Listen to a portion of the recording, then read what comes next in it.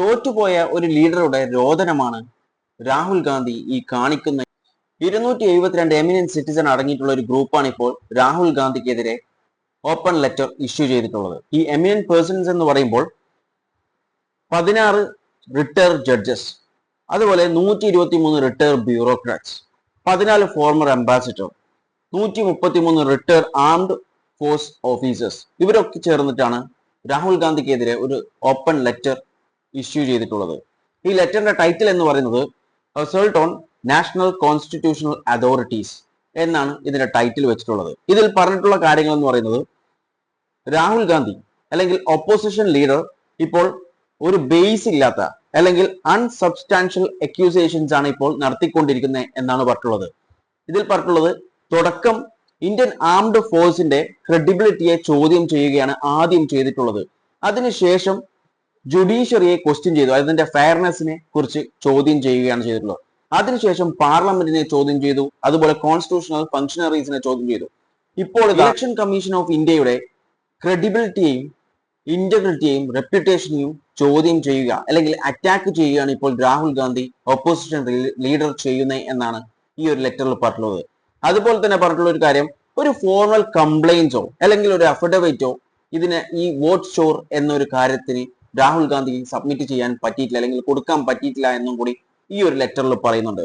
അത് മാത്രമല്ല 100% പ്രൂഫ് ഉണ്ടെന്നും ആറ്റം ബോംബാണെന്നൊക്കെയാണ് അദ്ദേഹം പറയുന്നു എന്നാണ് ഈ ലെറ്ററിൽ പരാമർശിച്ചിട്ടുള്ളത്.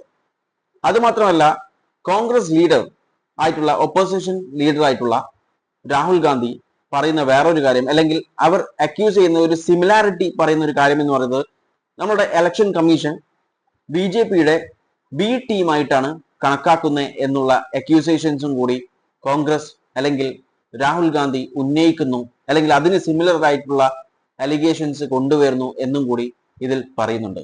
തോറ്റുപോയ ഒരു ലീഡറുടെ രോദനമാണ് രാഹുൽ ഗാന്ധി ഈ കാണിക്കുന്ന എന്നും കൂടി ഈ ലെറ്ററിൽ പറയുന്നുണ്ട്. അത് മാത്രമല്ല ഒരു പൊളിറ്റിക്കൽ പാർട്ടിയുടെ ലീഡർ ജനങ്ങൾക്ക് വിശ്വാസമില്ലാതായി കഴിഞ്ഞാൽ അവർ അവരുടെ ക്രെഡിബിലിറ്റി റീബിൽഡ് ചെയ്യാതെ അവർ ഇൻസ്റ്റിറ്റ്യൂഷനെ അല്ലെങ്കിൽ അതോറിറ്റീസിനെ കുറ്റം പറയും അല്ലെങ്കിൽ കുറ്റം ചുമത്തും എന്നാണ് ഇതിൽ പറഞ്ഞു വെക്കുന്നത്.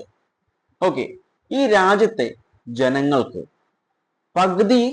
പകുതിയിൽ കൂടുതൽ ജനങ്ങൾക്കും ഇപ്പോൾ ഇലക്ഷൻ കമ്മീഷൻ ഓഫ് ഇന്ത്യ എന്ന ഒരു ഇൻസ്റ്റിറ്റ്യൂഷനെ സംശയമാണ്. അവർ വോട്ട് ചോർ എന്നൊന്നും പറയുന്നില്ല, പക്ഷേ സംശയമാണ്. ആ സംശയം തീർക്കുക എന്നുള്ളത് ഇലക്ഷൻ കമ്മീഷന്റെ ഉത്തരവാദിത്തമാണ്. കാരണം ഇലക്ഷൻ കമ്മീഷൻ നടത്തുന്നത് ഫ്രീ ആൻഡ് ഫെയർ ഇലക്ഷൻ ആവണം, അത് ട്രാൻസ്പെറന്റ് ആവണം, അക്കൗണ്ടബിൾ ആവണം.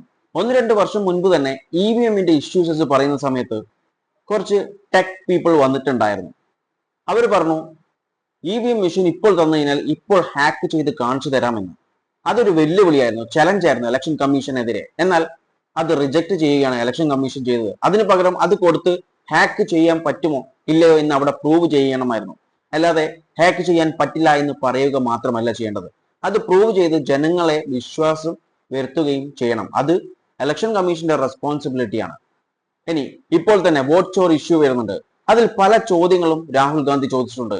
അതിൽ 90% ചോദ്യങ്ങൾക്കും ഇലക്ഷൻ കമ്മീഷൻ ഉത്തരം പറഞ്ഞിട്ടില്ല, അല്ലെങ്കിൽ ഇലക്ഷൻ കമ്മീഷന്റെ അടുത്ത് ഉത്തരമില്ല. അതാണ് സത്യം. പലരും ചോദിക്കുന്നത് കാണാം, നിങ്ങൾക്ക് ഇവിടുത്തെ സിസ്റ്റത്തെ വിശ്വാസമില്ലേ എന്ന്. ജനങ്ങൾക്ക് ഒരു സിസ്റ്റത്തെ സംശയം വന്നു കഴിഞ്ഞാൽ ആ സംശയം മാറ്റണം. പല ലീഡേഴ്സും പാർലമെന്റിലും സുപ്രീം കോടതിയിലും ഇലക്ഷൻ കമ്മീഷന് നേരിട്ടുമായിട്ട് ഒരുപാട് ലെറ്റേഴ്സും റിക്വസ്റ്റും ചെയ്തിട്ടുണ്ട്, ഈ EVM മാറ്റി ബാലറ്റ് പേപ്പർ തന്നെ ആക്കണം എന്ന് പറഞ്ഞിട്ട്. പക്ഷെ ചെയ്തില്ല. എന്തുകൊണ്ട്? അതിന് കാരണമായിട്ട് 2 കാരണങ്ങളാണ് മെയിൻ പറഞ്ഞിട്ടുള്ളത്.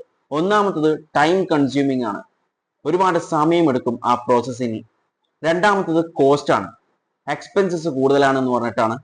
ഈ 2 റീസൺസ് ആണ് മെയിൻലി പറയാറ് ഈ EVM മാറ്റി ബാലറ്റ് ആക്കുന്നതിനെ കുറിച്ച്. എന്നാൽ ഒരു രാജ്യത്തെ ഏറ്റവും ഇമ്പോർട്ടൻ്റ്, അതായത് ഇന്ത്യക്ക് ഏറ്റവും പ്രധാനപ്പെട്ട ഒരു കാര്യം എന്ന് പറയുന്നത് അത് ഡെമോക്രസിയാണ്, ജനാധിപത്യമാണ്. അത് കാത്തു സൂക്ഷിക്കാൻ വേണ്ടി എത്ര പണം ചെലവായാലോ അല്ലെങ്കിൽ എത്ര സമയം ചെലവായാലോ എത്ര സമയം എടുത്താലോ പ്രശ്നമില്ല. അതിലാരും കുറ്റം പറയില്ല.